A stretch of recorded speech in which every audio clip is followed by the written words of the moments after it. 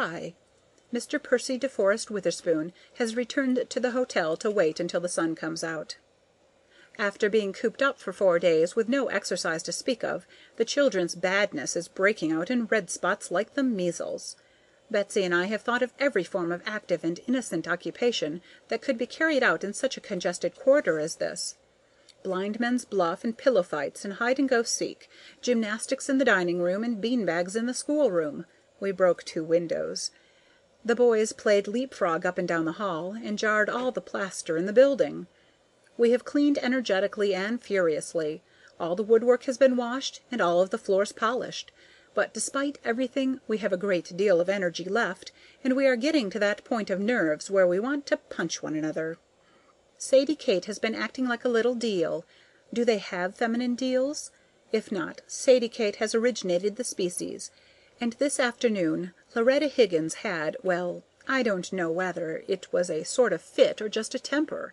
She lay down on the floor and howled for a solid hour, and when anyone tried to approach her, she thrashed about like a little windmill and bit and kicked. By the time the doctor came she had pretty well worn herself out. He picked her up, limp and drooping, and carried her to a cot in the hospital room. And after she was asleep he came down to my library and asked to look at the archives. Loretta is 13. In the 3 years she has been here she has had 5 of these outbreaks, and has been punished good and hard for them. The child's ancestral record is simple. Mother died of alcoholic dementia, Bloomingdale Asylum. Father unknown. He studied the page long and frowningly, and shook his head.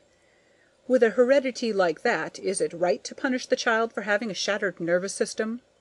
It is not, said I firmly. We will mend her shattered nervous system, if we can. We'll feed her up on cod liver oil and sunshine, and find a nice kind foster mother who will take pity on the poor little... But then my voice trailed off into nothing as I pictured Loretta's face, with her hollow eyes and big nose, and open mouth and no chin, and stringy hair and sticking out ears. No foster mother in the world would love a child who looked like that. "Why, oh, why," I wailed, "doesn't the good Lord send orphan children with blue eyes and curly hair and loving dispositions? I could place 1,000,000 of that sort in kind homes, but no one wants Loretta." "I am afraid the good Lord doesn't have anything to do with bringing our Lorettas into the world. It is the devil who attends to them." Poor Sandy! He gets awfully pessimistic about the future of the universe, but I don't wonder, with such a cheerless life as he leads. He looked to-day as though his own nervous system was shattered. He had been splashing about in the rain since 5 this morning, when he was called to a sick baby case. I made him sit down and have some tea, and we had a nice cheerful talk on drunkenness and idiocy and epilepsy and insanity. He dislikes alcoholic parents, but he ties himself into a knot over insane parents.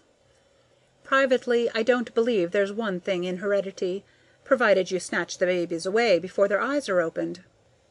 We've got the sunniest youngster here you ever saw. His mother and Aunt Ruth and Uncle Silas all died insane, but he is as placid and unexcitable as a cow.